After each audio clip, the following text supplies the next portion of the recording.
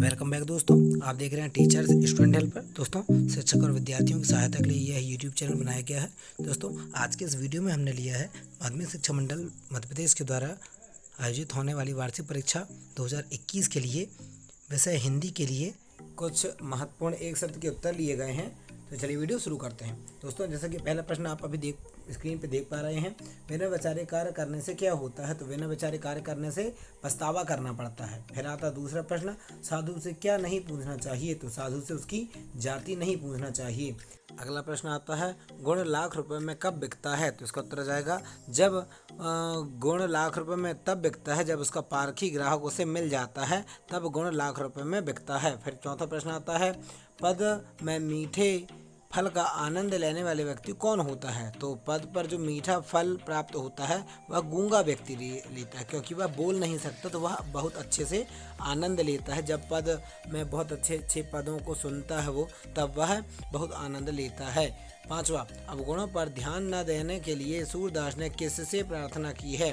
तो अवगुणों पर ध्यान न देने के लिए सूरदास ने श्री भगवान श्री कृष्ण जी से प्रार्थना की है। छठवां आता है प्रश्न, सखी प्रातः काल किसके द्वार पर जाती है? तो जो सखी रहती है वह राजा दशरथ के द्वार पर जाती है। फिर आता है सातवां नंबर प्रश्न, श्री कृष्ण के माथे पर लगे टीके की तुलना किससे की गई है? तो श्री कृष्ण के माथे पर जो तिलक लगा हुआ है, टीका लगा हुआ है, उसकी तुलना की गई है रवि से की गई है। फिर आता है आठवां नंबर प्रश्न, गोपाल के कुंडलों की आकृति कैसी है? तो गोपाल के कुंडलों की आकृति मछली की जैसी है। फिर आता नौवां प्रश्न, कोयल को उसके किस गुण के कारण पसंद किया जाता है? कोयल को पता है, कोयल की जो ध्वनि रहती है, आवाज़ रहती है, वह बहुत मधुर रहती है, इसलिए मधुर स्वर के कारण इसे पसंद किया जाता है। फिर आता 10वां प्रश्न, बसंत के आने पर कौन तान भरना पसंद करता है? तो इसका उत्तर भी आ जाएगा कोयल। फिर आता प्रश्न 11वां, प्रत्येक सफल राहगीर क्या लेकर आगे बढ़ा है? प्रत्येक सफल जो राहगीर है वह विश्वास लेकर आगे बढ़ता है, क्योंकि जब तक उसे विश्वास नहीं रहेगा कि मैं जिस स्थान पे जा रहा हूँ मैं वहाँ पर पहुँच जाऊँगा, तो कोई भी राहगीर आगे नहीं बढ़ पाएगा। तो वह विश्वास लेकर आगे बढ़ता है। फिर आता है 12वां प्रश्न, आसमान में किस प्रकार के बादल उड़ रहे थे? तो आसमान में किस प्रकार के बादल उड़ रहे थे? झीने झीने बादल, कजरा रेवा चंचल बादल उड़ रहे थे। गीता शास्त्र के महान उपदेश कौन है? गीता शास्त्र के महान उपदेश कौन है? तो गीता शास्त्र के जो महान उपदेश हैं वह है श्री कृष्ण जी।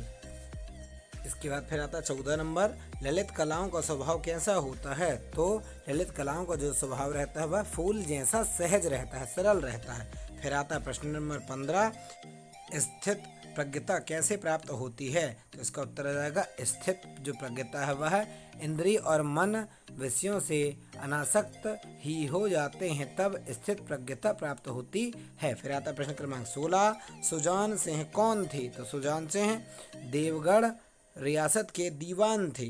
फिर आता 17 नंबर, गाड़ी पर किसान के वेश में कौन था? तो गाड़ी के किसान के वेश पर सरदार सुजान सिंह थे। फिर आता 18 नंबर, महाराणा लाखावीर सिंह के किस गुण से प्रसन्न हुए थे? तो 18 नंबर का उत्तर आ जाएगा, महाराणा लाखावीर सिंह जी के वीरता के गुण से प्रसन्न हुए थे। फिर आता 19 नंबर प्रश्न, मुट्ठी भर हाड़ाओं ने किसे पराजित किया था? तो इसका उत्तर आ जाएगा 19 नंबर पे, मुट्ठी भर हाड़ाओं ने महाराणा प्रताप जी को पराजित कर दिया था। फिर आता है 20 नंबर, लेखक ने संगीत का जनक किसे माना है? तो 20 नंबर का उत्तर आ जाएगा, लेखक ने संगीत का जन्म श्रम से माना है, क्योंकि आपको यदि संगीत सीखना है तो आप कभी भी जब तक कि आप उसमें प्रैक्टिस नहीं करेंगे, श्रम नहीं करेंगे, मेहनत नहीं करेंगे, तब तक आप उसमें सक्सेस नहीं हो सकते हैं। फिर आता है 21 नंबर प्रश्न, किस चीज़ को गंवाकर मनुष्य धनी बनता है? 21 नंबर में जाएगा, इंसान अपने अहंकार को यदि भूल जाता है या अहंकार को गंवा देता है तो वह धनी बन जाता है। फिर आता है 22 नंबर प्रश्न, निंदा करने वाला क्या कहलाता है? तो निंदक करने वाला निंदक कहलाता है। फिर आता 23 नंबर, कौन स्वयं जलकर भी दूसरों को प्रकाश देता है? तो जो दीपक होता है, इसका उत्तर जाएगा दीपक। जो दीपक होता है वह स्वयं जलकर दूसरों को प्रकाश देता है। 24 नंबर, नायक के संपूर्ण जीवन का चित्रण किस काव्य में मिलता है? तो 24 नंबर का उत्तर जाएगा महाकाव्य में मिलता है। नायक के संपूर्ण जीवन का जो चित्रण है वह महाकाव्य में मिलता है। फिर आता है 25 नंबर, जहाँ नायक नायिका के विरह का वर्णन हो वहाँ कौन सा रस होता है? तो जहाँ पर नायक नायिका के विरह का वर्णन हो वहाँ पर वियोग श्रृंगार रस होता है। वहाँ पर वियोग श्रृंगार रस होता है। इसके बाद फिर आता है 26 नंबर प्रश्न, सूरदास की काव्य भाषा क्या है? तो सूरदास की जो काव्य भाषा है वह है ब्रज। फिर आता है 27 नंबर, ललित कलाओं का स्वभाव कैसा होता है? तो ललित कलाओं का जो स्वभाव रहता है वह फूल की तरह होता है। फिर आता है 28 नंबर, ईश्वर के अनेकों नाम हैं, वाक्य को शुद्ध कीजिए। यहाँ पे देखेंगे दोस्तों, ईश्वर के अनेकों नाम हैं, मतलब कि यहाँ पे अनेकों अनेक नाम है, अनेकों वहाँ पे शब्द नहीं आएगा। अनेक शब्द ही बहुत ज़्यादा बड़ा कहलाता है, तो वहाँ पे अनेक बस शब्द बस आएगा, अनेकों नहीं आएगा। अनेक मतलब बहुत सारी हो जाता है, तो वहाँ पे हम अनेकों नहीं बोल सकते, इसलिए यहाँ पे आ जाएगा अनेक नाम हैं। फिर आता है 29 नंबर, चलने के पूर्व बटोही को क्या करना चाहिए? तो चलने के पूर्व जो बटोही है उसको क्या करना चाहिए? इसका उत्तर जाएगा, आप बताएंगे कमेंट बॉक्स में, पथ की पहचान कर लेनी चाहिए। बटोही को क्या करना चाहिए? पथ की पहचान कर लेनी चाहिए। फिर आता है 30 नंबर, एकांकी में कितने अंक होते हैं? एकांकी में कितने अंक होते हैं आप बताएंगे। एकांकी में एक अंक होता है, क्योंकि इसका नाम ही है एकांकी, तो एक अंक होता है, वह एकांकी कहलाता है। फिर आता है जिसके समान दूसरा ना हो। जिसके समान दूसरा ना हो में क्या जाएगा? देखेंगे अद्वितीय कहलाता है। क्या? जिसके समान दूसरा ना हो, अद्वितीय मतलब दूसरा ना हो, है ना। फिर आता है 32 नंबर, लोक संस्कृति का जन्म कहाँ हुआ था? तो लोक संस्कृति का जन्म गांव में हुआ था। बहुत से क्वेश्चन ऐसे हैं दोस्तों जो रिपीट हो जाते हैं क्वेश्चन आंसर में, तो आप उसके लिए माइंड नहीं करेंगे। फिर आता है 33 नंबर, स्थायी भाव के उत्पन्न होने के कारणों को क्या कहते हैं?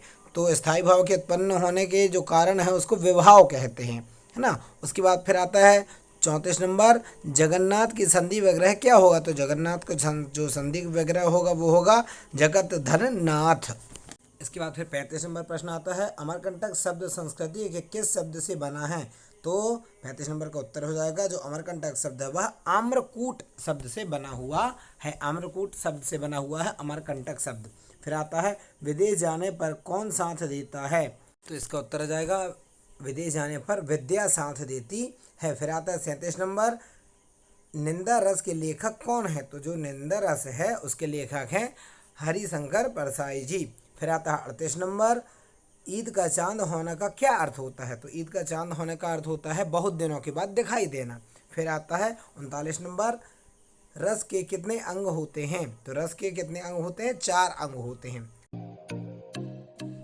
दोस्तों यदि वीडियो पसंद आए तो वीडियो को लाइक करें और एक कमेंट करें कि आप किस प्लेस से वीडियो को देख रहे हैं। धन्यवाद, आज के लिए इतना ही। जय हिंद।